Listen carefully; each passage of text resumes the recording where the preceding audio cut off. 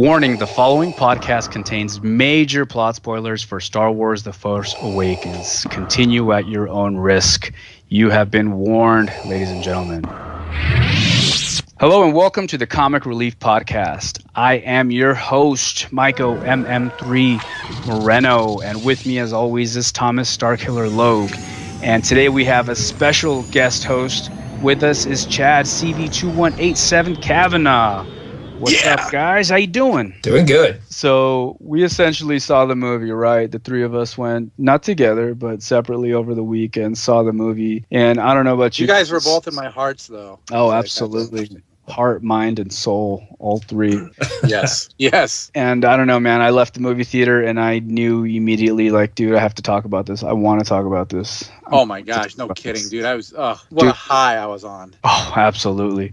Not to be like a wuss or, anything like that, but I almost teared up a few times during this movie. And There's nothing wussy about that. We're all old enough to have experienced all 6 of the movies prior. Basically what we did is we had a chance to fall in love again, and we did. And it was incredible. And there were so many things that occurred in the movie, so many different moments where just the tears came up. It was incredible. Loved it. You know what I think is special about this, man, is, okay, we've all seen the first 6 movies. They've been around for a while now. We know what happens. We know the pacing. There's nothing really new when you're watching these original trilogy and the prequel trilogy. But when you're watching this movie, nobody knows what's going to happen. This is all brand new stuff. There's no anticipation of anything. Agreed, 100%. It felt like even from the start, like the vibe of the movie felt like the classic Star Wars. It did not feel like Phantom Menace or anything. Yeah, it definitely went back to that feel of live sets and like you're just kind of sucked into these different planets. It was a little more intense than the other 6 movies. Definitely had that J.J. Abrams feel. That's not a complaint. I just want to relive it every day with action figures. Well, you know what the funny thing is it was like George Lucas's greatest hits. It was almost a carbon copy of A New Hope. I thought there was a lot of cool little nods to A New Hope in the other movies that I appreciated. Like when Finn's on the Millennium Falcon and he's looking for something, he finds the Jedi training orb and kind of looks at it and then tosses it to the side. There was a lot of little nods like that. There was, or like when the chest set fired up. That was pretty cool. Now, what did you didn't think that was a little too much? I mean, like it wasn't. It wasn't the Millennium enough. Falcon. It's supposed to be there. He's sitting at the chess table. Right. Why wouldn't it pop up? Yeah. That's not really even a complaint from me. One of the things that I was discussing with somebody today was the whole dynamic between Han and Leia. The fact that after Jedi, number 6, everybody lived happily ever after was kind of the sentiment, right? Yeah. And then it was kind of dark and pretty powerful that this movie starts and Han's back to his old ways smuggling. Yep. And they kind of get reunited, but they had a failed relationship because they couldn't raise their son properly. And I was like, man, that's powerful. A Star Wars franchise movie to have like failed parenting and relationships as kind of the thing that's looming in the background. I thought that was kind of cool. I liked it. I really liked it. I like how they just touched on it, right? So they caught you up to Han and Leia's story by just a quick conversation when Han and Leia were kind of discussing how they started fighting and it kind of just fell apart. And then you got to think like this dude was basically a smuggler, right? And she was royalty. Honestly, in reality, man, and I know we're dealing with a fantasy, movie here, but it couldn't have worked out, Yeah, it was like a doomed relationship. Yeah, we can't be together. But it was crazy. Kylo Ren's character was pretty cool. Every time he walked, there was just a sense of urgency. Every step he took was solid. So it was a boom, boom, boom. That was kind of cool. I really like Kylo Ren's character, man. And here's the contrast between like old movie villains, right? Like Vader, classic movie villain, where he was, you really don't know anything. If you're watching A New Hope for the first time, you don't really get much about Vader and what his motivations are and his history. Nothing in A New Hope. He's just a bad guy. He's like Ridley Scott's Aliens. He's just like this faceless, eyeless, Like, you don't know what he's looking at. You don't know what he's thinking. He's a monster, right? And Kylo Ren is kind of like this new wave of like flawed villain. Like, when I saw Kylo almost Ren, a relatable villain. Like, yeah, he was unmasked so early. You know, like with Darth Vader, his mask didn't come off. I mean, you saw the back of his head in Empire, but his mask didn't come off until the end. Till the very end, yeah. After he saved Luke's life. And so to me, I'm like, wow, they've already unmasked him. We already get to know him. That was different. I didn't expect that. Yeah, I thought they did that too early. Like, when they unmasked him, I would have liked that he kept the mask on the whole time. Like, when he took it off in front of Rey, I thought that was kind of pointless. Like, she's like, well, that's what happens when you're being hunted by a monster. So then he took off his mask. I wish he would have kept it on until the confrontation with Han Solo on the bridge, when Han Solo says, take off the mask. And then you see he's just got a regular face. It's almost like that's Kylo Ren's character. He's so quick to try to prove anybody wrong, even at the detriment of his own character. That's a good point, though, Tom. I did notice that as well, where it was like, oh wow, we're already getting a reveal, and we're not even halfway through the movie. It didn't take me out of it, because they kept developing Kylo or Ben as the movie went along really, really well, with his temper tantrums, with his suffering all these embarrassments and stuff. He honestly reminds me a little bit of what Marvel's doing with their Netflix villains, right? And I'm not trying to compare. I'm not trying to say one's better than the other. But Wilson Fisk was very, very flawed and insecure. Hugely insecure. Yeah. And they revealed that Han Solo was his father very early. Too early. You got Vader's the grandpa. Luke is the uncle. It appears as if Rey is his cousin. You guys think so? Well, that was what I when she touched the lightsaber, it called to her. You think she's a Skywalker? Well, what was the creature's name? Maz was like. Yeah. I thought she said it was your grandfather's and then your father's before that. I don't remember that. I thought she said something to that effect. Maybe I'm wrong, but I thought she said something to that effect. And she's like, now it's yours to take. And Rey's like, I want nothing to do with it. She did mention that her family's not coming for you, so she knows who she is, right? Maz Kanata, I think, recognized her, whether visually or could sense, or maybe Maz Kanata is force sensitive or whatever. But she said something along the lines of, "Look, your family's not coming back for you." You know what I mean? What you're looking for behind you is not there; it's in front of you. Yeah, you have to go find them, which was Luke on the island. That was my take from it. And then I thought maybe Finn would have been a family of someone. You're gonna say Lando? No. I mean, that was the other thing. It's like there's so much more diversity in this movie, which is pretty cool. You've got this female Rey who's a bad and definitely coming along to be, one of the main characters. Then you've got Finn, he's cool. I like Finn. I like Finn a lot. He just seems awesome. Yeah. Dude, he brought also kind of like not boyish charm, but like he was so excitable like a kid. He's sitting there torn. He's like, I'm not shooting these people, and he didn't shoot them. Yeah. And he knew what they were doing was wrong, even though he's been brought up in this and trained in this. When it came down to his first time to see it, he instantly recognized something was wrong, and he's like, I can't do this. Yeah. Which was cool. But then when him and Rey are together on the Millennium Falcon, and he's like, Jakku, why do you want to go back to Jakku? Wait, do you have a boyfriend? Is he a boyfriend? You have a boyfriend? He definitely has, and I hope I'm using this word right. He has like a naivety to him. Naivety. Yeah. He's finally thinking on his own. And I'm sure he's never dealt with females and relationships, and all he's known is like war. And now he's training for war. Exactly. And it's like, I think it was the first time that he came, when it was his first experience with what the stormtroopers do by murdering an entire village. That's when he was like, whoa, no, not doing this. And that was his first. That was his first battle. He mentioned, right? Yeah. He's very straightforward. He's very honest in that sense, with the exception of him trying to hide that he was who he was. Yeah, exactly. But I mean, other than that, he's like bright-eyed. Yeah. He's willing to help. He's willing to jump in. He seems like he's going to be a very loyal person. The greatest redeeming factor for me was when Rey was kidnapped by Kylo Ren, and Finn and Han and Chewie and all of them immediately went back to go get her. But Rey realized that her whole life she's been waiting for her family to come back for her, and they never have. And when Chewie says that it was Finn's idea, she realized, oh crap, these guys are my family now, right? These guys came back for me immediately. That was one of those tear up moments. So it was because they started hugging. Yeah, they started hugging, and of course Han, being like the king of the one-liners, was like, hey, less hugging, more shooting, let's go. Yeah, hug later, escape now. Yeah, exactly, something like that. God, can we talk about how awesome Han Solo was in this movie, man? Han and Chewie. Oh my God. Yeah, when they showed up, and they were on that junker, and they sucked him into the thing, and I did not expect that. That was great. Ray is sitting there, kind of telling him what he already kind of knew, and they would kind of finish each other's sentences, and I'm like, are they related? That's another possibility.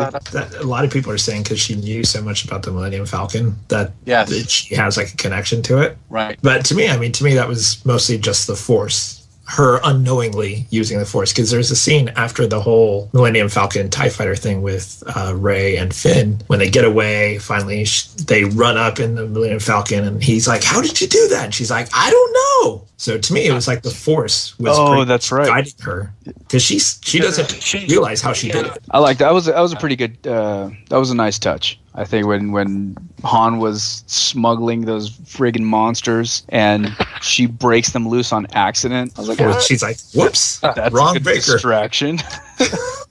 Let's talk about action figures. As I start to watch the movie, I'm looking for the action figures that I already have. That's what you're doing. And like Sarko Plank is one of the scavengers on Jakku, and he's a cool looking action figure. But I think I saw him for like a half second, 40 meters behind like Rey or Finn. That's Star Wars for you, man. That's it. I know, right? That's Star Wars in a nutshell. You're getting the full experience. Oh, yeah. There's a figure from Return of the Jedi when they're talking about doing the run on the Death Star. He is basically, and you can only see him on the letterbox version because he's standing all the way to the side, and they made a figure for him. Oh, absolutely. I remember having that figure going, where is he? And then in the letterbox version, he's just standing off to the side. Oh, it's one of the Mon Calamari guys? I don't think so. It's an alien, but I don't think it's one of the it's a trap guys. Oh, okay. That's like from Phantom Menace. Aura Singh is a cool looking action figure and cool character, but you see her for like 3 seconds during the pod race. That's it. I just want more action figures so we can relive this entire movie over and over. You can do the stop motion movie. Well, we're on the subject, man. What did you guys think of the practical effects? The cantina scene, the aliens, the bigger creatures, and the blend of practical and CGI. I thought that scene was a perfect nod to Mos Eisley, because there's even some aliens that you can see from Mos Eisley, like that little werewolf-looking guy. Mm-hmm. Even the band was pretty cool. Yeah. I was like, all right. All that was cool. I was waiting for them to say they don't serve droids. Yeah, me too, dude. I was totally waiting for that. Let's talk about a few things here. First of all, the current politics that we're in, right? So it's about 30 years after the destruction of the second Death Star, right? Skywalker's gone. They're trying to find him. He's essentially the, what do you call it, a MacGuffin? MacGuffin? Am I saying it? Is that wrong? I don't even know what a MacGuffin is. So, yeah, hey, that's cool with me. It's like the thing in the movie that you're looking for that's going to, like, fix everything, right? It's like, oh yeah. So the First Order are essentially the remnants of the Galactic Empire, right? That's we're kind of left with the first a few forces that are still kind of fighting, trying to take the government back from the New Republic, right? And the Resistance is a small military force led by General Organa, which is kind of weird because you'd think the Resistance would be the name of the First Order. If the Republic won, I don't know, that the name kind of throws me off a little bit. But I guess it works, you know what I mean? The Resistance is similar to the Rebellion, right? We kind of keep those same tones that the original movies did. Right. Yes. You guys are just killing it today. I know. Every time I go to talk, it breaks up. You go into special effects? Yes. So you mentioned the pace earlier, right? It definitely moves at a very fast pace. There's very little breathing room, in between the different scenes, and I loved it. I agree. I thought the pacing was very well done. We didn't hear a peep about the Galactic Senate, about any sort of blockade, about treaties, about anything, dude. It was perfect. It was action. I like it. It was. And like you said, that first Millennium Falcon chase scene with the TIE fighters is insane. Dude, so each character gets like a cool introduction, right? The Millennium Falcon is really a character in and of itself. Absolutely. It's a freaking character. I don't care how you cut it. And it is the first character that we're introduced to from the old guard. In a great scene when they're running out to the ship and Finn's like, what about that ship? And she's like, no, that's a piece of... It's a hunk of junk. It's a hunk of junk, right? And their ship gets blown up and they go, well, the hunk of junk it is. And the camera pans to the side and it's like, boom, I get that reference. the Millennium Falcon, right? And that was a stand up and cheer moment. It was, dude. Like, you would have thought they would have like introduced Luke or Han or Chewbacca, but that moment when the camera just quickly pans over and it's the Millennium Falcon is like a arms up in the air moment. They nailed it. They got it perfectly right. It was cool. Yeah, I agree. And I like the fact that when they're running towards the first ship that they're going to take off in, and he says, what about that ship? They like you said, they don't show it. She just looks over and goes, it's a piece of junk. And when they pan back, I mean, that just made it awesome, because you're like, I totally get the reference when she says that's a piece of junk. Yeah. And it was so well done. So well done. Yep. And that the whole scene with the Millennium Falcon and the TIE fighters. Oh, so freaking amazing. Intense. It was awesome. And then when Han Solo finally gets on there and she's like, this is the Millennium Falcon that made the Kessel Run in 14 parsecs. She's like, 12. Right. I get that reference. And I like that even though the parsec thing is not actually being correctly used. No, I like that they did not look to fix it. They still used it, even though that word is incorrectly being used. You keep using the word. I don't think it means what you think it means. Right. They still used it. They didn't try to say, "Oh, let's just not acknowledge it." How so? What do you mean? It's a measure of distance, not time. Yes. Oh. So when you say I did it in 12 parsecs or whatever, you're actually doing it in distance. So it's just legend at this point. Basically. That's why I said that blah blah blah in the Family Guy Star Wars one. He's like, as in 12 parsecs, and then the Luke character like, isn't parsecs a unit of? And he goes blah blah blah blah blah. I didn't even know that. I don't even remember that. So that makes it even better that they just kept it in there as total legend. And I think one of my favorite parts of the Millennium Falcon fight had to be when the gun got stuck. Oh, that was perfect. And then she flies out and does that kind of like slow drop and puts the TIE fighter right in front of him. And I was like, awesome. Freaking amazing. Dude, how awesome was it when Finn sits down in the turret and he's looking at all this like old targeting system, all this old gear, and he's like, all right, I can do this. And it's just like, it looks so old and it works so perfectly because he just started using it. You know what I mean? It's funny because it was almost like watching Finn get into that gunner seat that Luke took over is like watching a kid today try to figure out an Etch-a-Sketch and a payphone. And, yeah, there's no holo projector. It's just like buttons right out of the 70s. And you know what? And John Boyega, the actor that played Finn, he is such a good actor. I mean, all the scenes where he was doing the woohoos and the fist pumps, and it was not cheesy at all. He's fantastic, man. The viewer was essentially seeing the movie through his eyes, right? I guess that was kind of his point. He's kind of like, this fresh character. You know, when I think of Finn and like how we're seeing the movie through his eyes, I almost feel like, you know, in video games when you start off as this like nameless character who just kind of gets dropped into the world. You know that classic scene in any video game when you're starting off and they're in, and I'm thinking like Fallout when they're like, and what's your name? And then you type in the character's name. That was Finn. This is my story now. You know what I mean? See it through my eyes. I thought it was cool. Named him. Oh, that's right. And he even did get a name, didn't he? Yeah. I was like, what's your name? He's like, FN 2187. FN? What? FN? I'll call you Finn. That speaks to like anybody who's ever played any sort of video game is like, yeah, okay. You know what I mean? I just created my character. Going back to talking about like the Millennium Falcon being super old, I like when Finn is sitting in the gunner seat, like it's just jerking him around and stuff like this. It's not and she's like trying to fly the Millennium Falcon, and he's in there to like try to use this thing, and he's like ka-dunk, ka-dunk. I thought that was great. That was so great. It was even a nice touch when she was like, yeah, you try doing this without a co-pilot. And she's, you know, reaching over to try to get the shields up. Yeah. It's like, oh, the second person that sits in the cockpit actually does. Chewbacca actually does something. He just sit there. Right. You know, I just picture like 5 characters like Han, Chewie, Luke, Ben, you know what I mean? C-3PO, all sitting in the cockpit just like looking out. It's like, are you guys doing anything? And it's like, oh, they actually do stuff. Dude, and she lives in a burned out AT-AT. Dude, that scene where you see her like she's eating and stuff like that, and she's just kind of sitting there, and then they pan back to the AT-AT in the sand.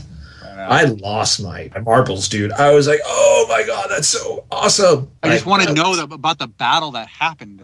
The battle of Jakku. So I did find one thing on Wikipedia. It said that crashed Star Destroyer is the Inflictor. Oh, okay. Yeah, it was crashed there on purpose to prevent the planet from being captured by the New Republic or something like that on Wikipedia. I was like, oh, that's cool. That Star Destroyer actually has, of course, right? Like something in Star Wars wouldn't.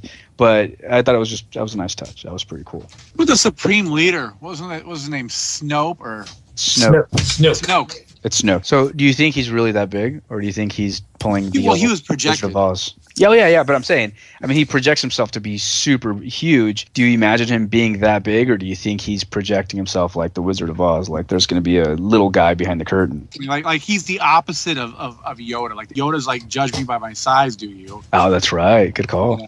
And he's like, look how big I am. Yeah, I think he's going to be normal size, but I think it's exactly what we were just saying, that he's using it as an intimidation factor. Do you think they should have called him the Emperor? Just calling him by his name Snoke, that didn't kind of throw you off a little bit? Well, it was funny because the Emperor is Darth Sidious. The Sith is always were always a Darth something. Yeah, so they really kind of get away from Sith lore a little bit. Just maybe even using the titles. You're right. They didn't call themselves Sith this or Master that. It was Supreme Lord Snoke and Kylo Ren and what did they call his little battalion? It was like the Knights of Ren. Knights of Ren. There you go. Oh, I thought they were saying that Kylo was a Knight of Ren, kind of like a Jedi Knight, but like a Knight of Ren. No, his like the little group that he leads is the Knights of Ren. Yeah, that was my impression. I took away from it was that there was the Sith, there's also like the Ren, like the Knights of Ren kind of thing. Oh, I'd have to look into that. Yeah, it's interesting that we got different takes out of that. So let's talk a little bit about Ren, man. I really like Kylo Ren as a villain in this movie, man. I did too. I'm glad he didn't die like Darth Maul did. God. Like dude. Boba Fett did in Jedi. Where you get these cool characters and wasted. They're gone for one movie. Yeah. Wasted. You waste him. You just wasted it. You wasted the coolest character. It could have been the big bad for the entire 3 movies. And oh my God, dude, I don't want to start a complaint fest about the original trilogy complain. or the Star Wars is awesome. The prequels. Yeah. But yes, so they're keeping him around, and you got to imagine, okay, if these movies kind of follow the same pace or the same tones or follow the same beats as the original trilogy, this next movie is going to be really dark, right? And Kylo's been embarrassed multiple times, right? When he picks up Rey thinking they didn't need the droid, and then he gets beat by Rey. So he's going to be bitter, and for as whiny as he was in the first one, I think he's going to go. He's going to be the difference between, to use a Game of Thrones analogy, a young Joffrey versus a dude, what the hell is wrong with you, Joffrey? I think that's what we're going to see in the second movie, hopefully in the third one as well. I stopped watching Game of Thrones because of Joffrey. Really? That was a mistake. Yeah, but that was whatever. a huge mistake. Yeah. I couldn't stand him. Anyway. That was the point, though. Yeah. Well, I know that they did a good job. Yeah, no, Ren's a cool character. It'll be interesting to see how he bounces back. Who is it that we love from the new Resistance that's going to be, come to their fate because of him in the next movie if it follows the same kind of pattern? Oh, nobody. I hope, to be honest with you, because I like everybody. I don't want to say anybody gets first. But you're right, though. Dude, that new Death Star, that Star Killer base thing was... And it's funny that they called it Star Killer. Yep. Named after Luke's original last name. I get that reference. Yep. That's another one of those. Freaking massive. And they did a trench run again, and I loved it. That didn't bother me at all. No, it didn't bother me either. It's to some extent it makes sense, right? Like, okay, we built the first Death Star that got blown up. Well, we'll fix it on the second Death Star, and then 30 years down the line, you have this new generation that's like, well, you guys did it all wrong. You didn't go big enough.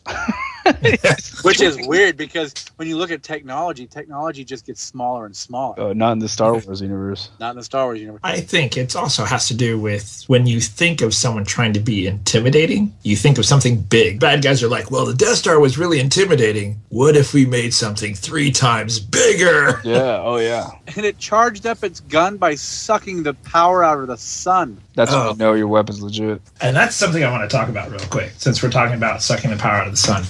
That was probably one of my favorite moments, is on the bridge with Kylo Ren and Han Solo, where Rey and Finn have just walked in, the door's open, you can see the light. And if you look at Kylo Ren's face, half of it is lit and half of it is dark, the way he's standing. And then as the sun goes out and then the whole room gets really dark, it's like, to me, it's symbolizing he's giving into the darkness and he's about to do something really, really bad, which we know he does. Mm-hmm. Yeah. So I thought that was really cool that they did like some symbolism right there. It also seemed like he was just buying time for it to suck up all the energy out of the sun. I like the effects. I like how the weapon fired. I thought that was pretty cool. They really milked that blast, kind of shooting from the planet, Oh, God. going through space. It destroyed everything on it. Yeah. Real quick though, one thing: all the trailers leading up to the movie, every single one of them are all using that Inception sound effect. Did you notice that? That. Yeah. I'm like, wait a minute. Every single one of them. Well, Hollywood's been doing that since Inception came out. They do that. I know they have. Yeah. But every trailer of the 4 or 5 previews that showed, every single one of them had it. You're like, that's like everything using the Jaws sound effect. Like, Or what about the Wilhelm scream? The what? The Wilhelm scream. What is the Wilhelm scream? Oh, you're gonna have to Google. You don't know? And do it. It's in like every movie. It's even in Star Wars. Yeah, it's in all the Star Wars movies. It's just an old canned scream that once you know what it is, you can't unhear it when you're watching a movie. It totally takes you out of it. Like, there's the Wilhelm scream. You know, there's like this serious fight, and then you hear it. I'm sorry to go off track here. I know we're just kind of going everywhere, so we're just going to go with that kind of conversation. But how awesome and humanized were stormtroopers in this movie, man? Oh, I love that. Totally. Dude, I think this is the coming out movie for stormtroopers, where they're not just like total blaster fodder. Even in the prequel trilogy, they were all clones. They were all kind of robots. Like they just would fall left and right, and you didn't care because they were like they're just clones. Now they're children that have been taken and indoctrinated. Yeah. In any of the other Star Wars movies, you never see any of them give any form of emotion. But in this one, like you see that one guy when he meets up with Fenn and he goes, "Traitor!" and throws his shield down, gets that one weapon thing. And I was like, emotion right there. Yep. He recognized Finn, and it totally humanized him. This is someone that Finn knew, that knew Finn, and he was pissed. Yeah. How about Captain Phasma? Dude, is she crushed by the trash compactor? They threw her down the trash compactor. I thought that was pretty funny. And the funny thing is that he worked in sanitation, so he would know. He would know. Like when he says, "I work sanitation," I was like, trash compactor. That's why he smiled and was like, "Yeah, there is one." Yeah, we actually do have. She's not dead. There's no way she's dead. No, I don't think she is dead. I think there's. I have the Captain Phasma action figure, and that to me was almost like a Darth Maul or Boba Fett moment, where you've got this awesome, hard to find action figure that everyone's talking about and everybody wants. It's like, wait a minute. I think Captain Phasma has been planted. I mean, there's a lot of world building and character building in this movie, right? So we can't get to everybody's story like right away. And I think Captain Phasma, we just got just a tiny little taste of who she is. You know, we just see her look. We know that she's some sort of an officer. She's Finn's officer. She knows who Finn is. You know what I mean? She's this very strict kind of military. Yes. She's Chrome. She's Chrome. This has got to be Chrome for a reason. They're not. And plus, the one saving grace to Phasma, as far as the character goes, is that she's played by a well-known actress. Where they didn't just get Gwendolyn Christie from Game of Thrones just because she's tall. They could have put anybody. Well, dude, Daniel Craig is the First Order trooper that lets Rey out of her. Which was an awesome scene, dude. That was such a good scene. He's like, wait, what did you say to me? What'd you say? No, I'm not gonna let you out. The best part though was he goes, "And I'll drop my gun." Yeah. Oh, that was the scene where Kylo Ren comes back, right? And she's gone. Yeah. He throws his fit, and then the two nope troopers are like, "Nope." Just they walk around the corner like going in there. Yeah, dude, that was perfect. Dude, I'm telling you, man, stormtroopers, they're definitely humanized. You know, this is the type of humor. That scene right there with the two stormtroopers is the type of humor that you want, not the friggin' battle droids that make, crack one-liners as they're getting destroyed. Roger. Exactly. Right. Yeah, that's bring it back a little bit. That was one of my favorite scenes. This movie is full of good scenes. Like if you just sit here, we could just yeah, dude, we could just sit here and talk about like and this scene and this scene and this scene, and it's like it'll be interesting to see where Poe is from. Yeah, there's something with Poe because he's the quote unquote best pilot in the Resistance. Yeah. Yes, there's been a couple pretty good pilots.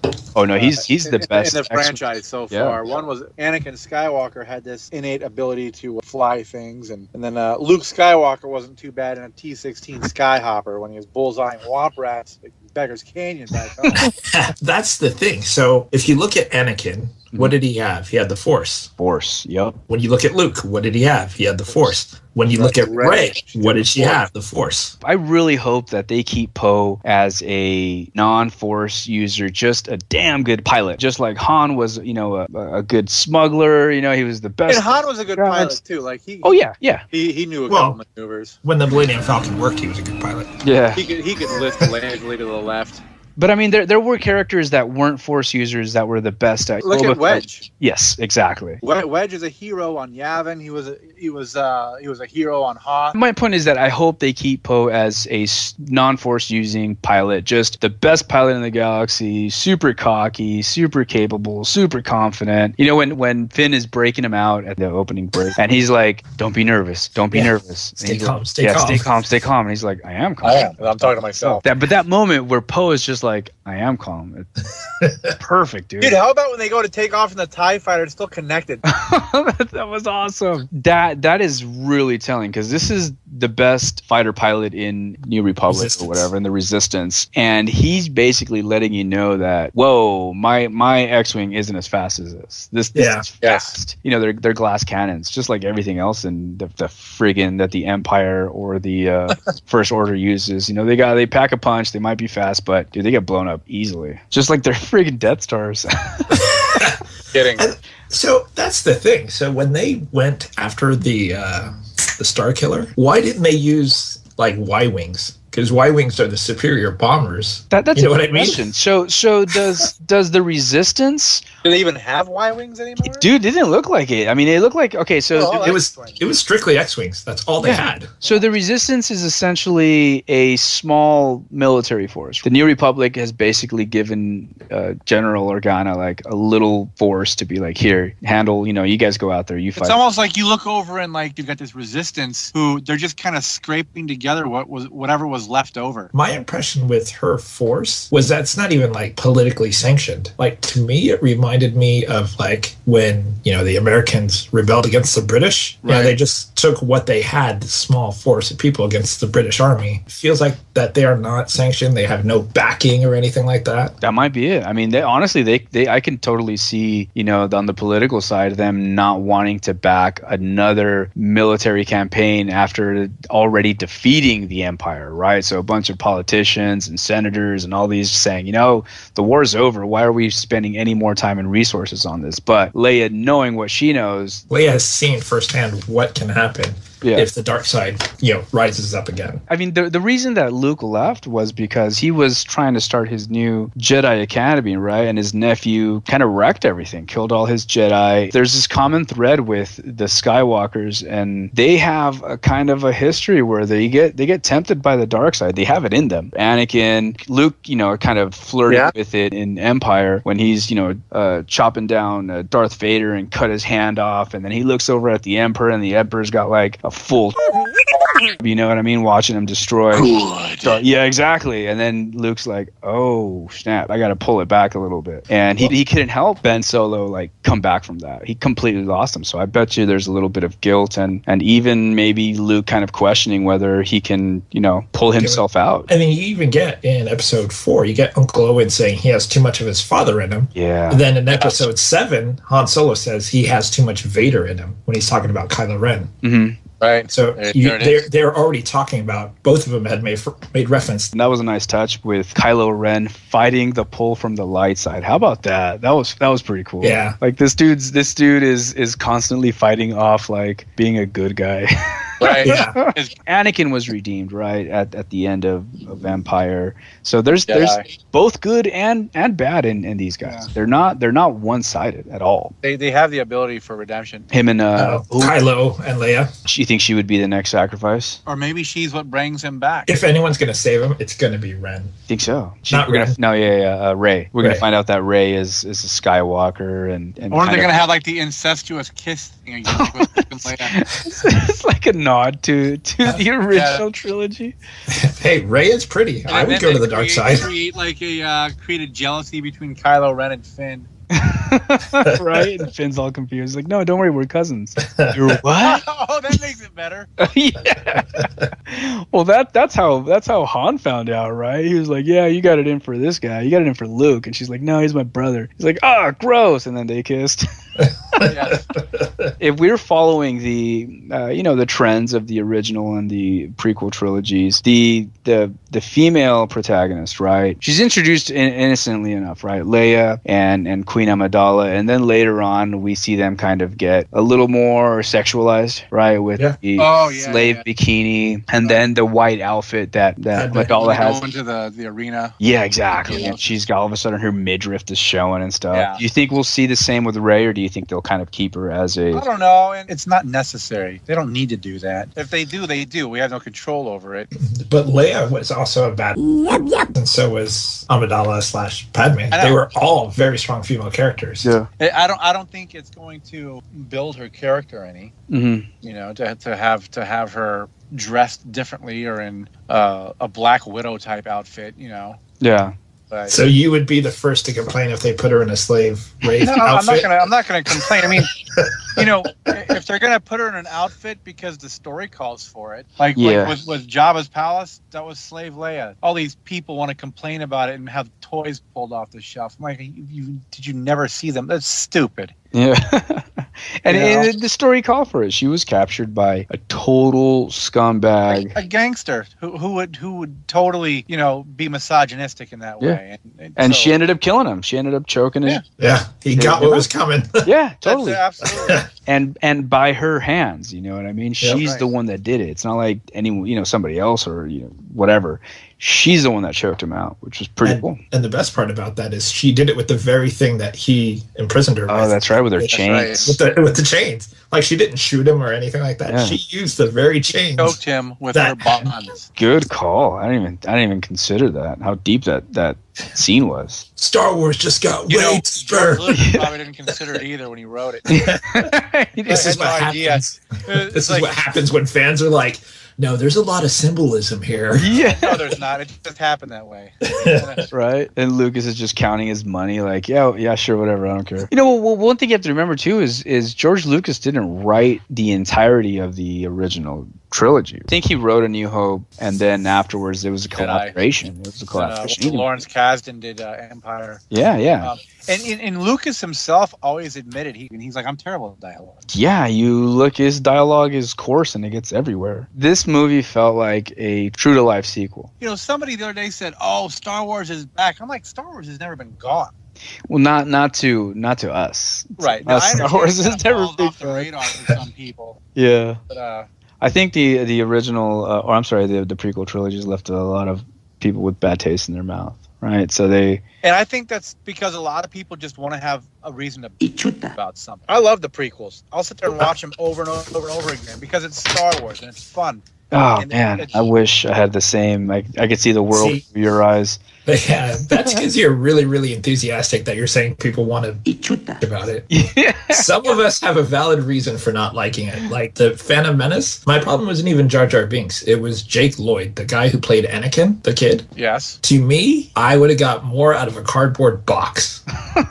Every time he was on the screen, I was out of the movie. He just wasn't a good kid actor to me. Bad child actors could definitely take you out of a movie, man, quickly. That to me was very Star Wars. It wasn't bad child actors. I mean, other than was it Peter Cushing who was Grand Moff Tarkin? There weren't a lot of seasoned actors in those movies. Because Harrison Ford was fairly new. Yes. Well, Alec, that was the one of them. Yes. No one knew Carrie Fisher. Harrison Ford was a construction guy. Yeah, Mark Hamill was unknown, basically. Yeah. Yeah. There was a lot of young actors, and it did seem like it was even like Jake Lloyd, but there was Liam Neeson and Ewan McGregor and Samuel L. Jackson. Yeah, that's the thing. Of course, I'm waiting for Samuel L. Jackson to show up in these new movies. In capacity. He'll do it. I wouldn't even be upset if it turns out that he's like, because he's supposed to be in every movie. If it turns out that you go into like I don't know, some slum of Coruscant or something. Or wherever, right? And he's just like, there's this like black dude without an arm, just kind of hanging out, just kind of bumming With it a around. sign. Hey, these Jedis, they go into seclusion. When they get beat down, they disappear. So They don't handle failure very well. No, not at all. We're noticing. I'm not sure Coruscant is the best planet to hide at. It's kind of the most populated planet. yeah, but that's Yeah. it's a good place to hide. I mean, if you, Well, you go you can be a needle in a haystack. exactly. The Jedi don't handle failure well. No, they go remote when they fail. They go to like tiny islands in the middle of ocean planets and swamp. They go to planets, Dagobah. desert planets. Yeah, they just get lost. Get your life together, man. I know. You're a freaking Jedi. So do you guys feel like Han played kind of the Obi-Wan Kenobi role, right? Where he was kind of like the mentor. Yeah, a little bit, right? Did you guys catch that? Although it was more like, hey, I'll hire you on. You be good on my crew. Oh, he offered Luke a job in the original trilogy as well. You're pretty good in a gunfight. Exactly. So I think Han also he's a savvy dude. He knows who he was dealing with. If Rey really is somebody special, I think he knew like, oh, I know who you are. Yeah. Yeah. Plus, he's been around the family long enough at that point. Exactly. Do you think he knew that Kylo Ren would take his life? I think he did. I think he did. Just like Ben Kenobi did. It was in the witness of the person they were mentoring, whether it be Luke Skywalker or Rey. Yeah, good parallel, good catch. I didn't really consider that. And Oh my God, Star Wars just got so much deeper again. No, there's just all these little beats and notes in the movie where it's like, oh, that's right. Yes, that's right. That was No, cool. I This is agree. why we got to go watch it like 40 more times. Yeah. Get all the Well, action figures and relive it with action figures. with action figures. These 3 3/4 inch action figures are fantastic. They're molded so nicely. They have the articulation of the original ones from 1977, but I'm not mad about it. I was at first, but I've come around. Do you take him out of the package? Because all your pictures they're mounted on. No. Vintage carded ones stay on the card. These aren't vintage. These aren't going to have any value. Technically. That's kind of funny. I said that back in 1980 when I opened mine. Well, those weren't called vintage back then. Exactly. And I'm 42, and I'm playing with action figures. At least you don't call them toys, right? Or dolls. They're action Balls. figures. Action figures. Look, they can do action. We can Even though their relive. elbows and knees don't bend, they're action figures. That's what needs I'm to. saying. It's like they had the articulation that the original one. The originals, yeah. That's it, man. It's like they lift. You know what I mean? No flexibility whatsoever. None whatsoever. Swole. Tie your shoes. I can't. I Look at the flex. Bro, I have Velcro. Velcro shoes. I just wear slippers everywhere. Slip-ons bands, dude. Going back to the bridge scene, right? To the little catwalk, I wanted to mention that I was really impressed and kind of thrown back a little bit by how powerful Chewbacca came off of seeing Han get murked, right? So he gets killed, Han falls over, and then you forget that Chewbacca's watching too, and he lets out this growl, and I was like, oh, Chewbacca really showed a lot of emotion in that scene, man. It really kind of it snapped me out of that scene, and then he nails him with the bowcaster right in his Which is face. funny that Han never really ever tried the bowcaster before until now. I thought was hilarious. I loved when Han kept using the bowcaster and kept asking him for it.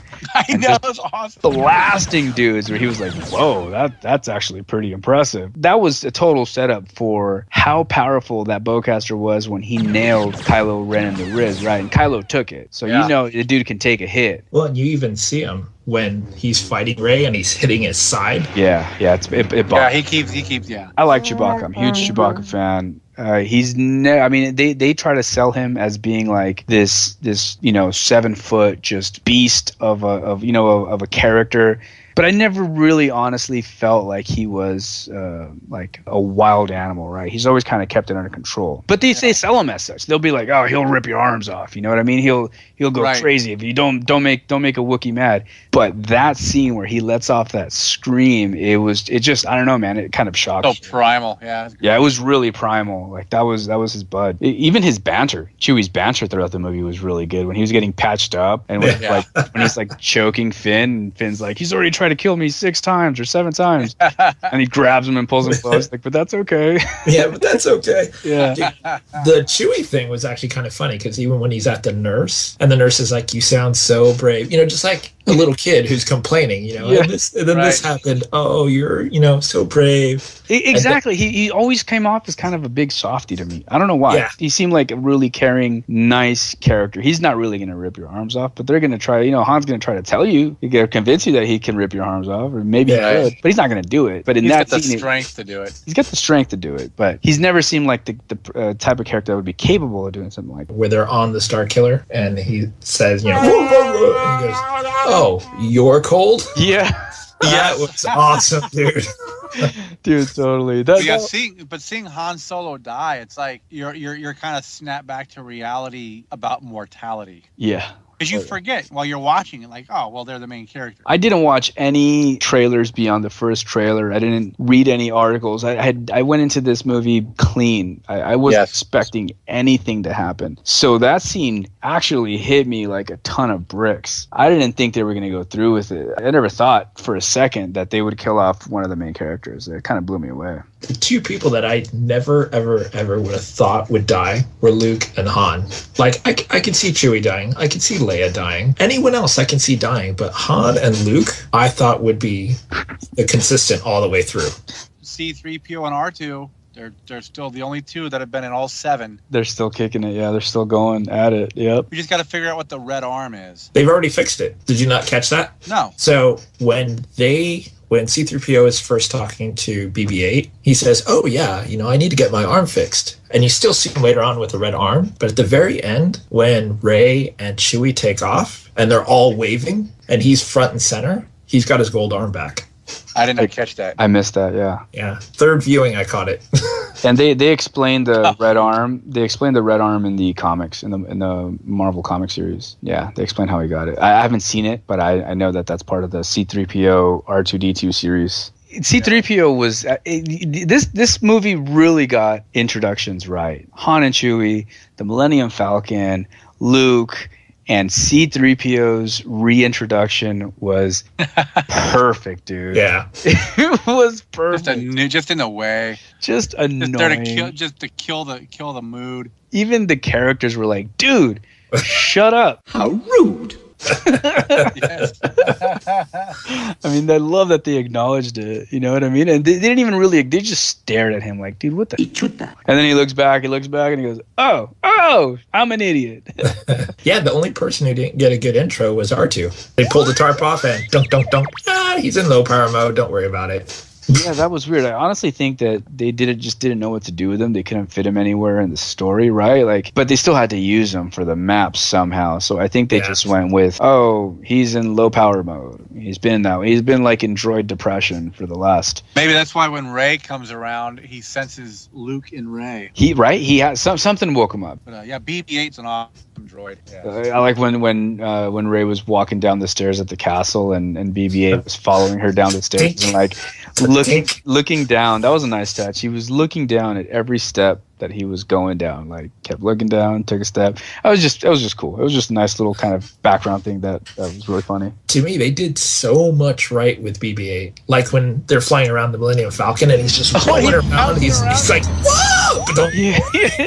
And he finally does a thing with the little tentacles. The cable yes, arms. That's great. Probably my favorite moment in the Star Wars thing is when Finn is talking to BB-8 about, you got to tell her where the base is at, man. You have to tell her where the base is at. And he's like, you know, I'm not with the Resistance, blah, blah, blah, but I can get you there first. You just have to help me here. He's negotiating and he's looking back at Rey and then looking back at Finn like, oh, what do I do? What do I do? Yes. I love he gives him the thumbs up and then BB-8 whips out the little arm and turns off. I was like, that is awesome. Like, so stupid, so small, so trivial, but I freaking loved it. Yeah, even when they first find Finn and Finn's on the ground and he's like, that's his master's jacket. And he starts zapping him like, where'd you get the jacket? Right. No! That was perfect. All right, guys, I got to sign out of here. All right, brother. All right, Chad. Good to talk to you guys. Thanks for joining us, man. We got to go play with action figures now. Get out of your system. May the force be with you. The force be with you. But yeah, man, I don't know. I think this movie hit all the right notes. Yes, it was definitely a rehashing of A New Hope, but I think it did it in the right way, right? So some of the similarities are the planets and the backdrops, right? Of course, we don't the different planet names, but essentially you have like is it Jakku? It's very similar to Tatooine, and it's Rey's home planet, and of course she's like this scavenger. She's a scavenger, but she's also an orphan who is kind of abandoned by her family. She doesn't really know where she comes from. The only difference is that where Luke was looking to leave the planet and dreamed of leaving the planet one day, she didn't want to go. She wanted to stay. Yeah, kind of was. She chained herself to that rock, hoping that her family would come back and all that. And that was such a great line with Finn when he was like, "Why does everyone go back to Jakku?" Poor Finn's just trying to get as far away as possible, and everyone's trying to bring him back. Yeah, but again, and similar themes where there's just some secret plans, plans XYZ, are almost captured by or everybody's looking for these secret plans, and it's up to a droid to get them to the rebellion or the resistance, or to get them off planet. So very similar set of circumstances like A New Hope. Also, of course, the Starkiller base is essentially the Death Star on steroids. They made it bigger. Yeah, it's just kind of interesting that they blew it up, because now what are they going to do, a second Starkiller base? Yeah, right? They're like, well, we saved a fragment of the planet. Yeah.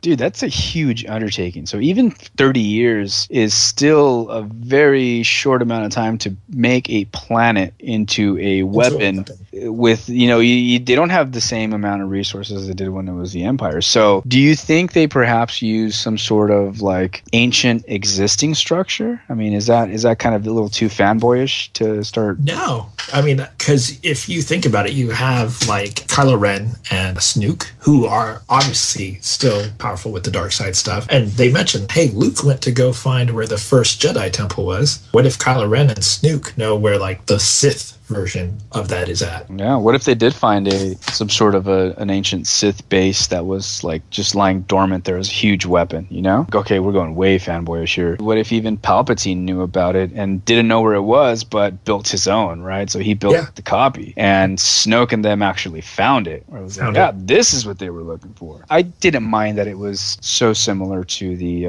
Death Star and A New Hope and all that. I was okay with it. Some more similarities are, of course, the cantina scene in Maz Kanata's castle. Again, like as we talked earlier, it hit those same notes with the weird aliens and scum and villainy and all that. I liked it. I think it was cool. Yeah, and what I liked, I mean, it was because I'm a huge fan of the original bounty hunters that we see in Empire, and right when they walk in, there's that Triskadorian whatever hunter, the same dude as Bosk, basically. Yep. Oh, no, really?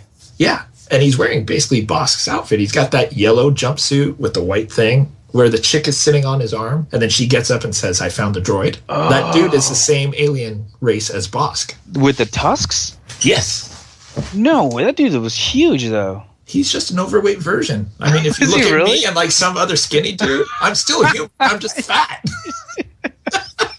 You're a variety of human? I'm a variety of a human.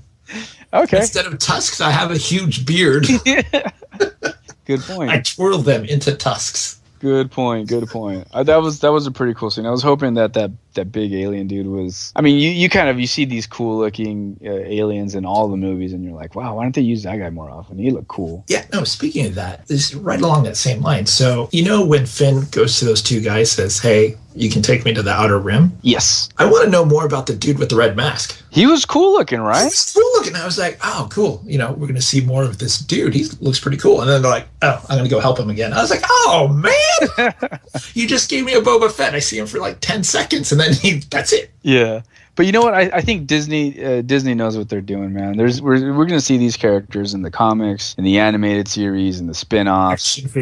Action figures. Well, the aliens, anyways. I don't know if they're the same characters, but other movies have done the same thing with the Thorians and all the Bothans and all these other creatures that have kind of grown out of the original movies that were essentially just like throwaway characters, and fans have liked them. So they've brought it back for the shows and stuff. And I think that's kind of what they do, right? They design a bunch of aliens. They throw them all into a cantina and say, which one's going to take off? Yeah, exactly. Which toy is going to sell? Yeah, we will come up with something if that one takes off. So. Oh, yeah. And then I think the major story similarity is we have another father-son story, right? I mean, the Star Wars movies are definitely family affairs, and we have another father-son story. This time it's the opposite now. This time the son is the one that falls to the dark side when the, opposite is true of A New Hope. We still have a conflicting light side, dark side, father-son type of a story with sacrifice, yeah.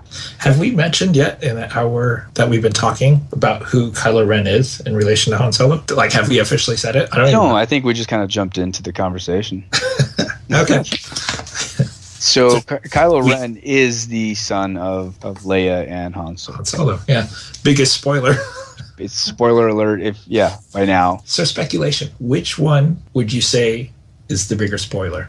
Han Solo dying or Kylo Ren being Han and Leia's son? Like, which one would you, if you had to rate which one was the bigger moment, which one would you rate higher? Han Solo dying.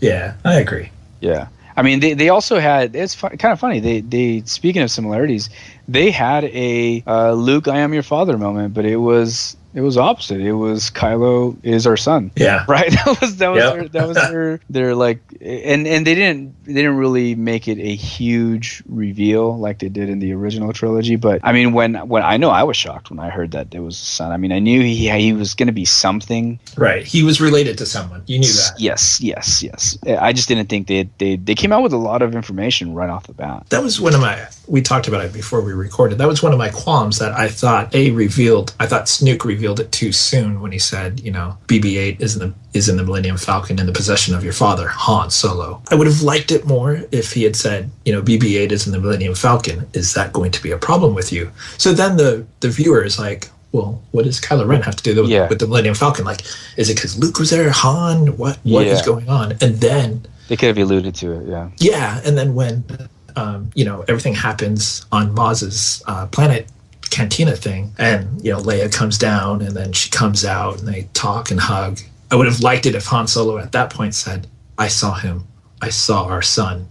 And to me that would have been more impactful, because you're getting more emotion out of the character versus some big hologram going, your father has it. I was just like, you blew that load way too soon. Yeah, they give you a lot of Kylo Ren.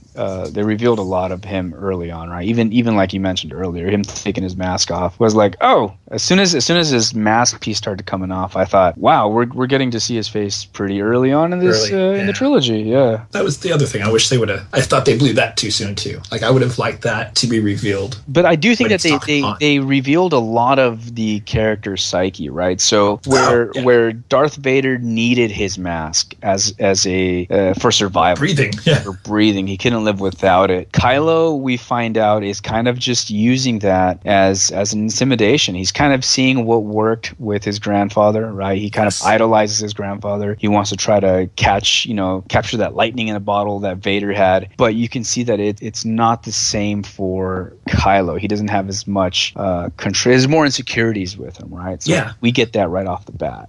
Yeah, and that's what I liked. I like that just because you wear this mask and it's all black and you're in a black robe, that's not what makes you scary to people. They see you being emotionally unstable, like having a temper tantrum like you're 8 years old. And you got to imagine that. I mean, Kylo or Ben Solo, he was born to royalty. So where Anakin was born a slave on a desert planet, and he had to be hard. Ben was kind of probably pampered. He was probably pampered. He was probably a little wuss, and it kind of comes out. Shows a little bit. Yeah, I get the feeling he feels entitled. You know what I mean? Yes. Oh yeah. Because he's royal, and he's like, this should all be mine. I should be the most powerful. Everything should just bow to me.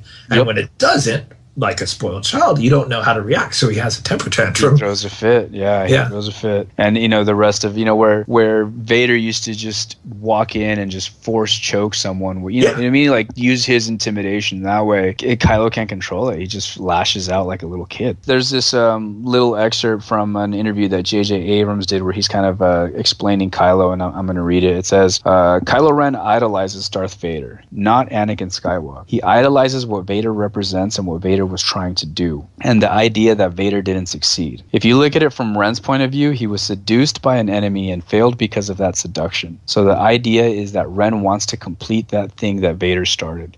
So he kind of sees Vader as being seduced by the light side, right? He doesn't know Anakin. Yeah. He doesn't really, or maybe he does, right? Maybe he does know the history of Anakin Skywalker, but what he sees is he sees Vader being this Darth powerful Sith who was seduced by the light side at the end and kind of turned on his own people and kind of messed everything up for the Empire. And you've got to imagine that, like, Han and Leia and possibly Luke, because we don't know how much interaction Luke had, probably told him about Vader, like how, yeah, he was dark, but he turned to the light side, he did good. I imagine Kylo knows everything about Vader. I can see them giving Kylo a watered down, filtered version where they keep out a lot of details, right, to try to protect him. Because of that, the Supreme Leader gave him a different story, which he bought. I really like Kylo Ren's character as being this flawed, very human,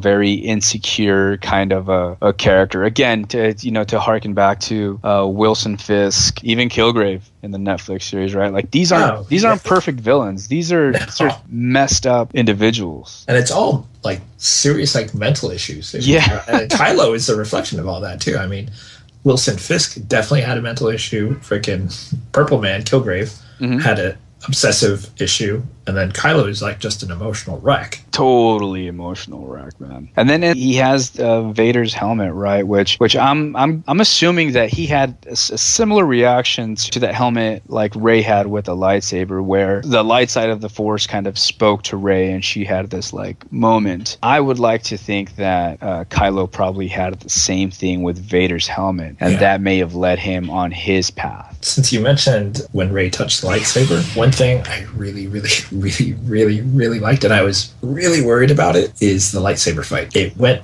back to the more classic feel, not like jumping around like a bunch of gymnasts. It went back to like feeling like a sword fight. Good friggin' point, man. Great point. And there were stakes. It was a high stakes fight, right? Because you had these dudes that weren't really polished sword fighters. It really was just, holy I have the sword in my hand. I'm going to try to defend myself and hit the other guy. That was it. There was no choreography. And I was really worried that they might have killed one of the three characters at this point. I was thinking that they could have possibly gone the way of Darth Maul and killed Kylo. Finn was such like an innocent character that you were totally invested in that they could have killed him as well. Finn is the one I would have worried about. Yeah. Because to make Rey realize how serious it was that you killed the most innocent person. There you go. You're right. Yes, that's exactly right. That's exactly right. So the entire lightsaber fight, it really felt like, dude, hit him, move, get out of the way. Like, you don't know what you're doing, dude. What are you doing? It was really, really good. And then it was just, it really felt like they were trying to hit each other instead of just like constantly smacking blades like in the original, or I'm sorry, in the prequel trilogies. Yeah. You never really felt that Anakin and Obi-Wan in the prequel movies were trying to hit each other. They were kind of doing a dance, right? Exactly. Yeah, like, Obi-Wan didn't want to strike down Anakin. He wanted to, I don't know what he wanted to, tire him down or incapacitate him. But this fight felt like, dude, these guys are really hacking away at each other. Yeah, they're like swinging hard at one another. Yeah, heavy swings too, man. You really felt it. I was really hoping, like, the scene where Rey and Kylo Ren are fighting, where they grab each other's hands and they're like sitting there like trying to struggle, and then she brings her lightsaber down, and I thought she was going to cut his hand off, but she apparently just knocks his lightsaber out of his hand and then kicks him. I thought she did cut his hand off. No, because he stands back up. Oh. Yeah, I thought she was going to cut his hand off, because then I thought that would have been symbolic of him being like Luke, getting his hand chopped off. Oh, dude, I totally have to watch that again. I thought she chopped his hand off. Yeah, I'll have to look again. I've seen it 3 times and I kept looking, and they don't show it, but to me it looks like he just drops his saber and he shows him laying in the snow, and it doesn't look like he's clenching his hand like you would think, like Luke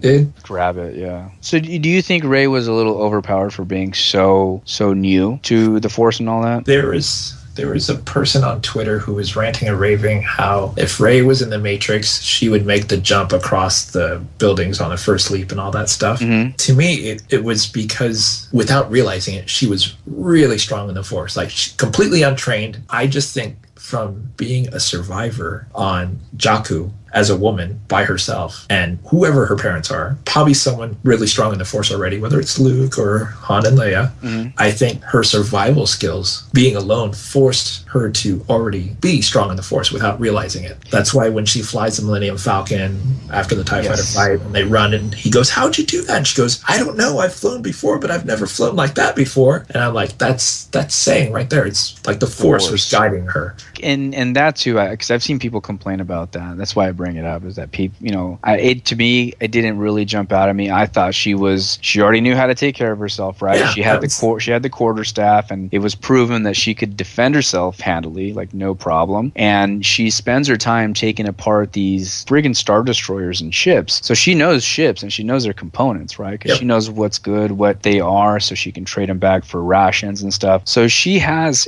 she's not like Luke was a farm boy. Yeah. Luke had essentially, he had no reason to be tough. No reason whatsoever to be tough. She's tough. And to me, it kind of harkens back to what we were saying earlier about Anakin grew up a slave, so he had to be tough. That's why Vader was so tough. Mm-hmm. Whereas Kylo Ren grew up in royalty, so he's just like this spoiled little brat. Yeah. You take Rey, who basically grew up, a scavenger alone for who knows how long, because we see her living alone at that. And as a woman on a freaking desert planet living with a bunch of scavengers, she has got to be a strong woman. Yeah, she's got to be tough. So I had no problem with a strong female character. I agree. I don't think she was green at all. I think she was already good, and she was, like you said, she was probably already using the Force, unknowingly. And the whole Awakens part of, I think she obviously she realized she was using the Force when Kylo Ren was trying to do the interrogation, and she fought back, right? And she kind of looked into his mind. Yeah. And saw his weaknesses, and that kind of threw him off a little bit. But I think that's when she finally realized, like, I'm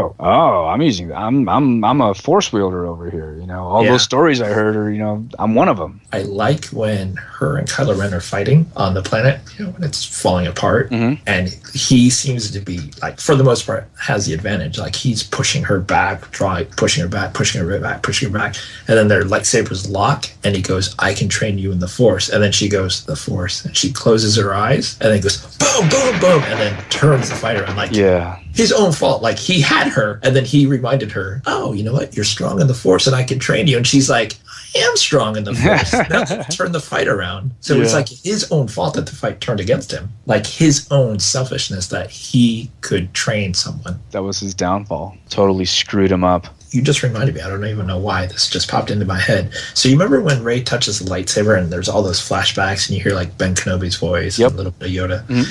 So I read an article where if you listen closely, you can hear Ben Kenobi say, "Rey, this is the beginning." Oh, really? Yeah. And he, obviously, since he's passed away, he's never said the word Rey. What they did is when he said the word afraid in Star Wars, they took the Rey from afraid. Oh, so it's cut from that. So it's basically the Rey. Yeah. So that's how they imposed it in there. So did they use Ewan McGregor's voice?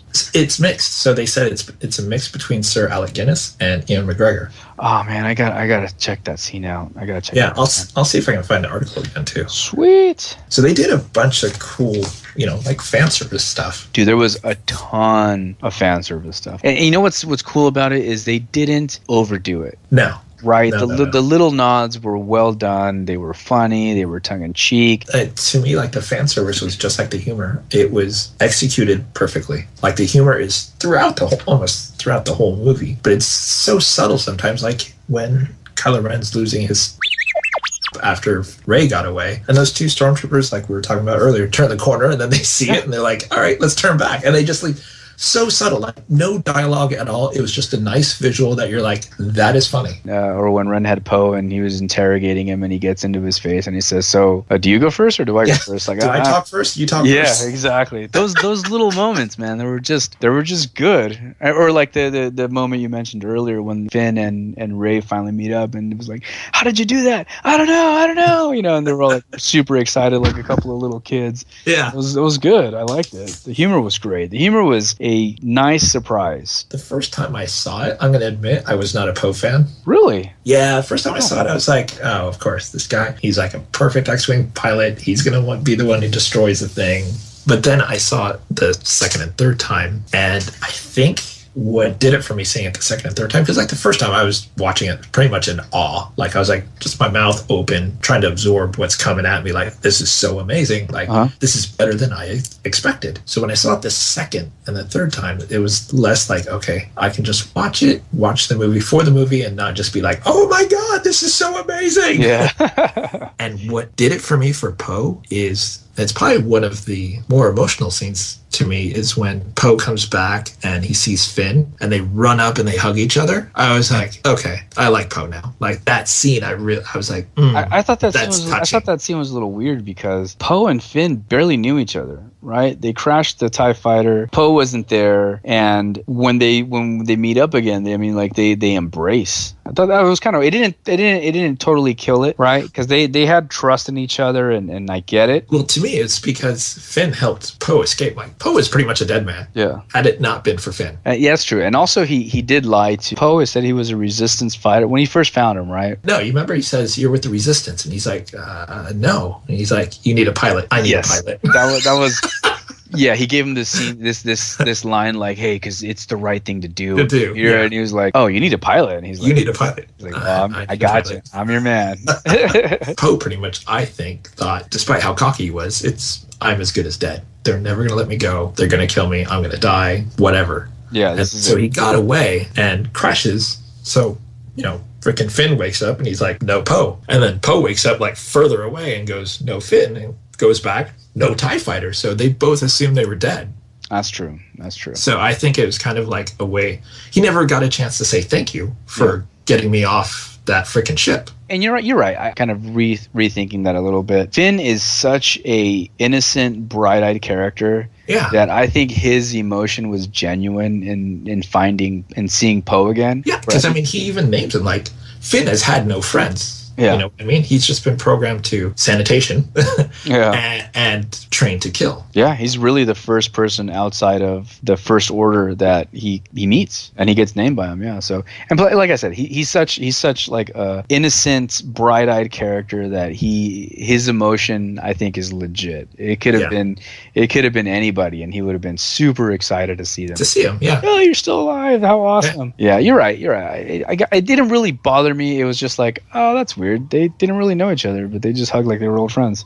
And like I said, it took the second, third time seeing it for me to really appreciate it, because then I could see it more. Mm-hmm. I like Poe. I didn't have a problem with Poe at all. I thought he was a cool character. I can totally tell he's trying. He's not trying. He's gonna be the. I mean, if we're comparing characters, he's kind of the new Han, right? Yes. He's like cocky. He's super sure of himself. One-liners. Yeah, one-liners. You know what I mean? Like always playing it cool. He's never gonna crack. And they got the right dude for it, because he nailed it, dude. So how about this? What do you think of these? Right, the KOTOR references. Now, KOTOR is Knights of the Old Republic, right? An old RPG that was on the Xbox. Really good game. Excellent, right? So we know that Kylo's mask looks very, very similar to Darth Raven's. Yes. Do you think that was done on purpose? I mean, do you think these are nods to? Oh, yeah.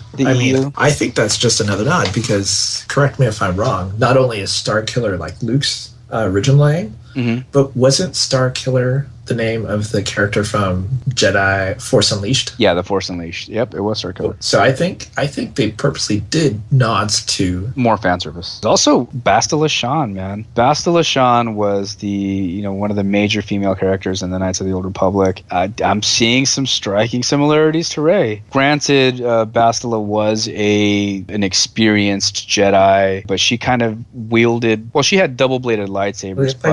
Yeah, but very similar kind of a strong female character who wielded a double-edged kind of a weapon, right? And I could definitely see how cool. I know you hate the double-bladed lightsaber, but what if Rey takes on a double-bladed blue saber in the next movies? Yeah, I've gotten better with it now. Correct me if I'm wrong. Doesn't Rey also kind of almost have a very similar hairstyle to her? Yes, the look. Very similar look. Yep. Very, very similar. She could be like a young Bastila Shan. I know Bastila in the game wasn't young. She was a little older. Not to say she was old, but she was definitely not like a young Jedi. I believe she was a master, if I'm not mistaken, if not a knight. Yeah. But regardless, Rey could pass off as a young Bastila Shan, I think, in my opinion. Also, Force Stasis. Force Stasis was introduced in Knights of the Old Republic, and it was a common, one of the common Jedi moves where they'll freeze the enemy. I mean, it was the arm. It was essentially a stun move in the game, and they use it quite a bit in the movie. And how cool was it, man? I don't care if people think this is cheesy, but when Kylo Ren freezes the bolt in midair and just holds it, that was cool. And it just kind of hung there and just made this like weird noise. And that was coming off of like Poe's rifle, right? So it wasn't like shot. Yeah, it wasn't a pistol. It was like when he was hitting guys, he was they were flipping. Yeah, exactly. One thing that I thought was not weird, but I was kind of bummed. So at the end, we see Finn laying down, and he's on that table, and you can hear like his heartbeat. Mm-hmm. I was kind of bummed that he wasn't in the bacta tank. They should have put him in the bacta tank, right? Yeah, just kind of floating in the thing, just to do like another nod to the previous Star Wars. That's true. Well, he was at the base, right? It was at the base when they took. Yep. They had the heart monitor on him. That's true. That was a little bit of a missed opportunity there, I think. I guess she couldn't have kissed him on the forehead, said, "We'll see you again," but she could have just stood at the bacta tank, put her hand on it, and said, "I believe I'll see you again." I think it would have had the same effect. And then the final kind of a nod to the Old Republic, and this might be reaching a bit, but a lot of the Old Republic game was based around finding a star map, right? Yes, which is what the movie was kind of revolved around.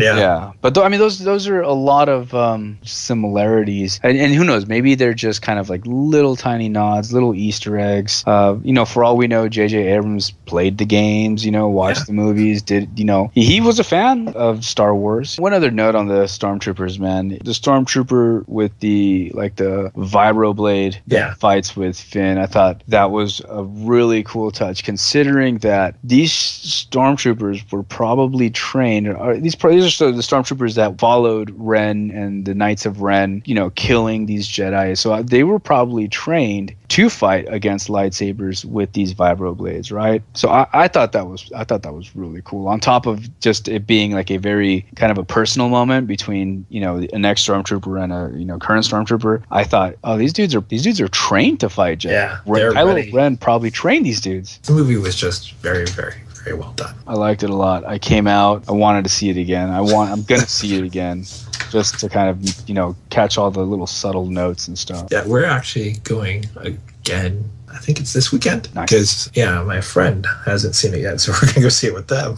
My kids were too young. They're 12, 11, and 7, right? So they're too young for obviously the original trilogy and the prequel trilogy. I tried showing them the different movies, and they're kind of half in, half out. The pacing is different. Movie writing was different back in the 70s and 80s and stuff. But this movie, after it was over, I mean, we all looked at each other like that was really good. Yeah. And they all agreed. And they come with me to see like the Avengers, the Guardians of the Galaxy, and we we've enjoyed all these movies, but I don't think any of the Marvel movies or the Warner Brother DC movies have made the same impression that the Star Wars movies have. And I think it's cool because I'm seeing like the next generation of Star Wars fan, right? And it's done with a good movie. And my youngest, my 7-year-old, is like all about Rey. So Rey hit good notes where she's like the strong, young female character, not cheesy, not winking at the camera, just like no nonsense, like quit holding my hand. Oh, I love that part. What are you doing? Come with me. Stop holding my hand. Yeah, poor Finn is just clueless.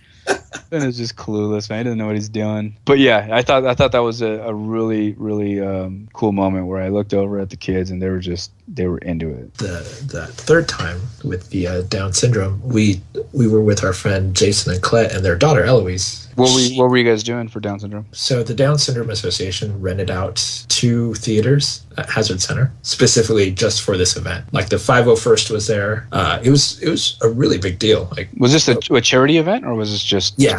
Okay, cool. It was all for fundraising for Down syndrome. And what's the name of the organization? That's the Down Syndrome Association, DSA. Okay. When we went, Eloise, she is such an adorable kid. I was like, so who was your favorite character? And she's like, Rey! I love Rey! Like, she was super into Rey. So I was like, they nailed it with the female audience. And like I said, not forced, not cheesy. No, she was just like straight up a hero. And I'm not dependent on any one type of hero. You know what I mean? Oh man, that I appreciate it. The feeling of the actual sites and locations where they filmed, right? When they are running through the desert and running through the jungle, it's so nice to see them actually running at full speed. They're sweating, you know it's hot. It's not a light jog across a green screen with a fan blowing on them. Yes, I do really appreciate the scene where Finn and Rey first meet, when Rey grabs her and tells her to be quiet and he's listening and you hear the scream of the TIE fighters and he's like,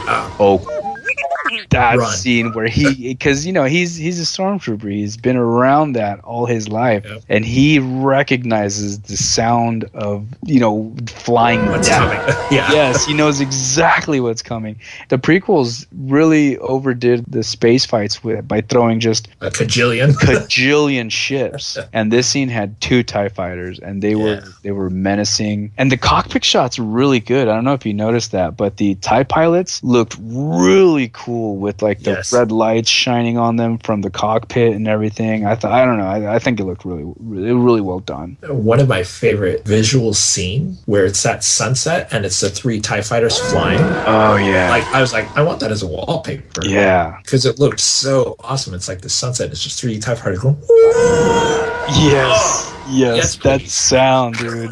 Yeah. You notice a lot of the dogfights, a lot of the space combat wasn't space combat. It was all like atmosphere. It was on planet. Atmosphere. There wasn't a lot of space combat in this movie. It was all done on planet. Not until they did the run on the Starkiller. Yep. Well, I think one of the advantages of showing the fights on a planet versus out in space is out in space, like if you see a TIE fighter do a flip in the air, it's doing it on a black background. Whereas when you see Poe doing those flips on Mars planet, it's way more visual because you're seeing like he's flying in front of trees, he's flying behind buildings, he's flying by the water. You're getting way more visual seeing it versus I'm just doing a flip in front of a black screen with a bunch of white dots for stars. And what a great scene that was, man. Poe was just amazing in that single shot where it was just kind of you're following him along and he's picking off stormtroopers on the ground, and it was just so good. And the squadron was all good too. All the different aliens and all the different X-Wing pilots. This is the first time we see an alien within the X-Wing. Is it really? Yeah, because the only time we actually see like an alien pilot is in the Millennium Falcon with Lando. Aside from Chewie. Oh, you're right. He was never in the X-Wing. In the X-Wing. That's right. He was Lando's boy, wasn't he? Yep. Stolsten guy or whatever he's called. Yes. That guy. Right. I didn't even think about that. And there was a few of them. There was at least 2. Yeah, there was. That's right. Dang, man. Lots of stuff that we pick up as we talk about it. Lots. That's why I was like, let's not talk about it at work. Save it for the podcast. All right, man. I think we've kind of tapped out a little bit here. 2 hours and 20 minutes. It's gonna be a long podcast. That's not bad. That's okay. I'm sure we've missed a bunch of stuff. I'm sure we're gonna go watch it a couple more times and be like, let's talk about it some more. So okay, how about we ended up on this? What do you think the new movies should focus on? I'd like to learn more about Snook or whatever his name is, Kylo Ren, because he says bring Kylo Ren and we're going to complete his training. So I'd like to see what that involves. But I want to see Rey. I really like her character. Yeah, I'm hoping we get a balance between the two. Do they really have to follow the storylines of 3? Can we just keep going? The prequel trilogies are called episodes 1, episodes 2, episodes 3, and I guess 4, 5, and 6, but this one isn't necessarily front and center episode 7. It's Star Wars The Force Awakens, so they could possibly just abandon the whole next trilogy thing and just kind of keep going. Oh, well, we know spin-offs are coming. They've already mentioned. For sure. See, what I'm afraid of is they're trying to fit too much into 3 movies. So I say, why not just keep going? Don't focus so much on being 3 movies, right? Well, I think it will continue.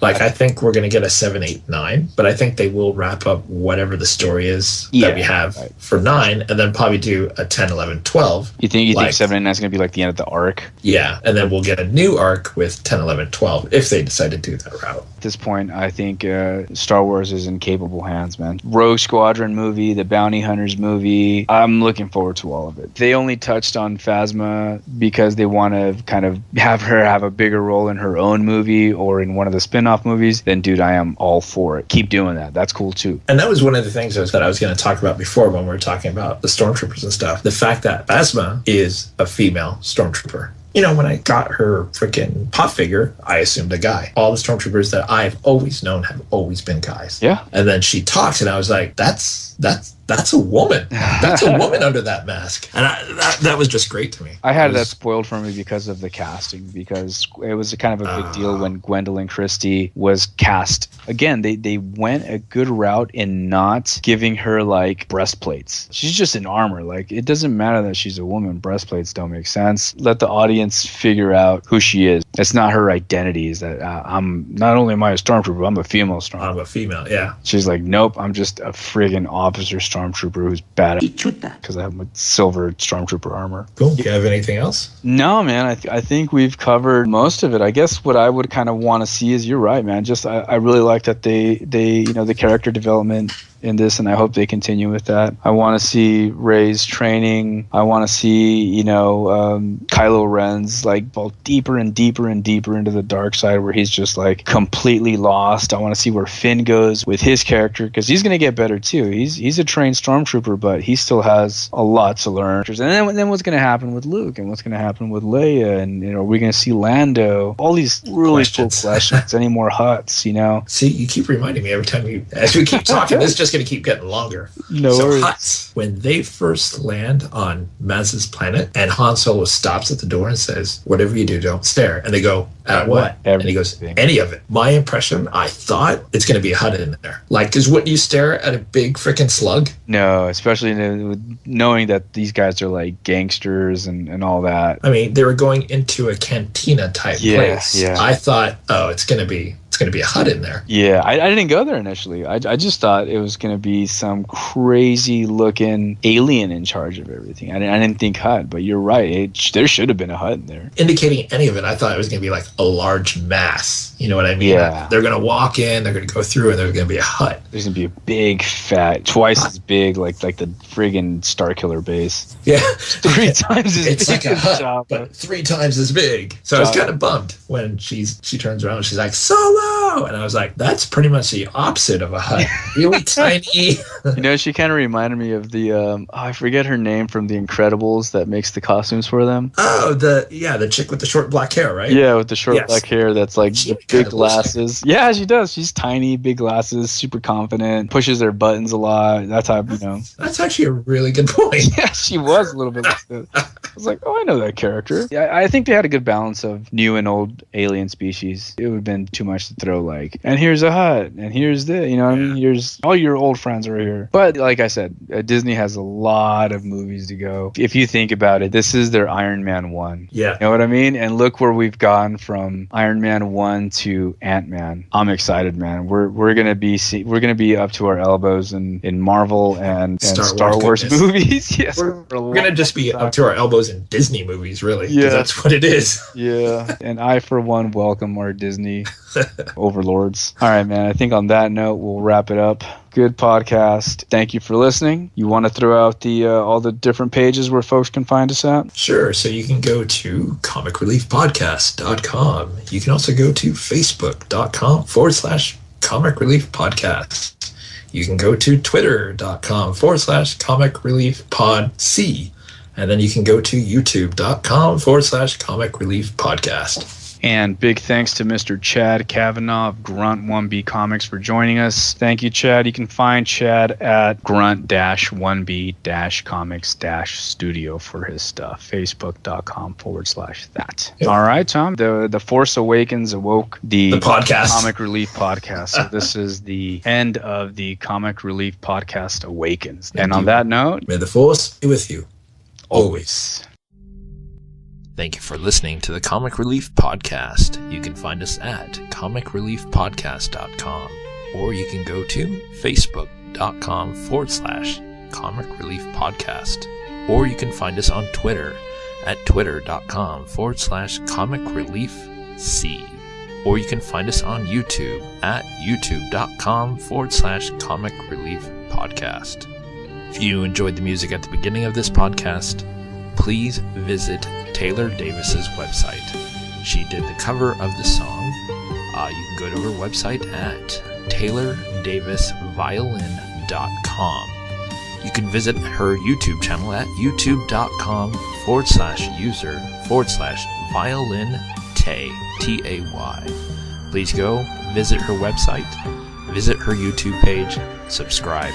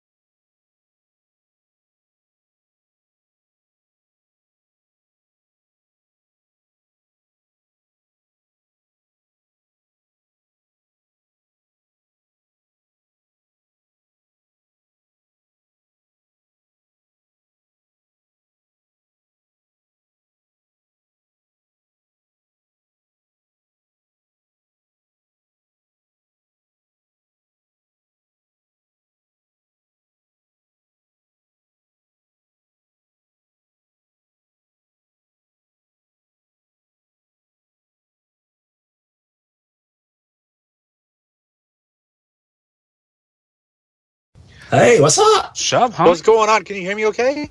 Sure can. Yeah. Okay, good. You're a little faded, but that's fine. Is it? What about right here? Right here, is that good? You sound the same. Oh, it does. You know what? I told Chad to hold the phone away from his face so his friggin' manly beard Does it didn't scrape? interrupt. So now, yeah. So that's going to be a problem. You got to find the sweet spot. Just put your phone down on the table and then, like, get really close to it. I need you to put your phone on the floor, put your feet up on the wall, And then use lay only down. one hand to hold yourself up. There you go. You're buff. You can do it. Yeah, dude. Okay, I had headphones on, so I took them off. I had them plugged into the phone, so maybe that was still in it. Now it's faded again. Now it's faded again? Yeah. But it's not a big deal. I mean, I can still hear you. Oh, I'm holding it at the same spot. Okay, as long as you can hear me, then it's okay. I mean, as long as the fans hear my beautiful voice, that's all that matters. That's the So hold on. Maiko, don't say anything, and then just Chad say something. I want to see, like, the reading. Okay, this is Chad speaking. This is the volume that I will be speaking for however long we speak. All right. Yeah, it's good enough. I mean, me and Maiko are, like, way louder. Okay. But, I mean, That's it's normal. You guys are on a PC with a microphone? Yeah. Yes. Oh, okay. Maybe it's because I'm on an iPhone.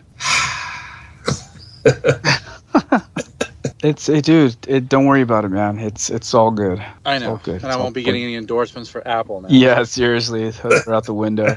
They weren't the droid I was looking for. Right? Oh, exactly. dude, No, beat we're me talking to about it. Star Wars. Beat me to it. You know what I was thinking, Tom? Instead of us doing like an official intro, if you could record an intro afterwards, because I know sometimes you'll do like where you'll add stuff and just be like, "Hey, the following podcast contains serious spoilers." Go ahead. Why would we do it at the end and not just do what you just did? We're just gonna cold start. You guys want to just jump in? Yeah, that's fine. I have the sheet thing printed out. Sweet. Yeah, I have it on my Excellent. desktop. Okay, welcome to the Comic Relief Podcast. I am your host, Maiko MM3 Moreno, and with me, as always, is Thomas Starkiller Logue. And guest host today, we have with us Chad CV2187 Kavanaugh. How are you fellas doing today?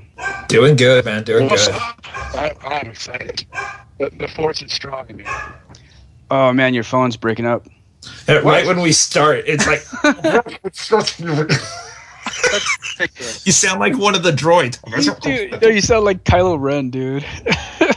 So weird. If you go stand outside where you can get like I'm outside in my car. I took the two youngest ones to go see the movie. Oh, nice. How'd they like it? They loved it. And because when I was 4, I wasn't allowed to go to the theater, even though I still saw it later on. Time out. Oh, save all that thought, this whole conversation. Let's get back into this. All right, let's go ahead and start this over. This time I'm going to start off with the spoiler alert. Okay. Warning, from this point moving forward, we will be talking about Star Wars The Force Awakens spoilers. So continue at your own risk. This is your spoiler alert. Consider yourself warned, my friends. That sounds like a pretty good warning.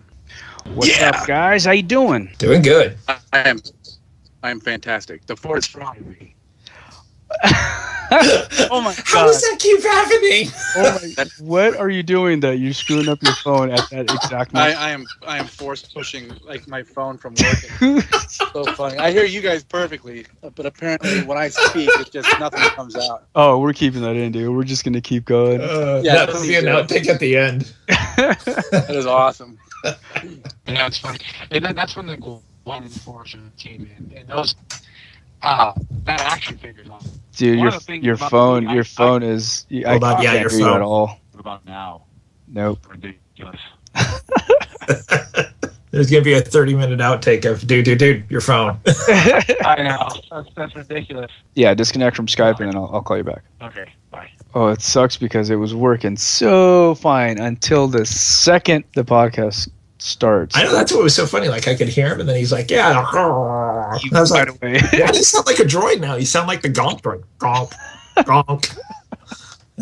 gonk, gonk." I'm here. Can you hear me? It still sounds. Doesn't really. What about? I'll be trying to move the phone around. That's so weird, dude. I'm like, I got full bars. I can hear you perfectly. Now you, whatever you're doing, don't move from that position because now it sounds normal. Can you hear me still? Just hold it. Yes. Normal? Yeah, I didn't notice that.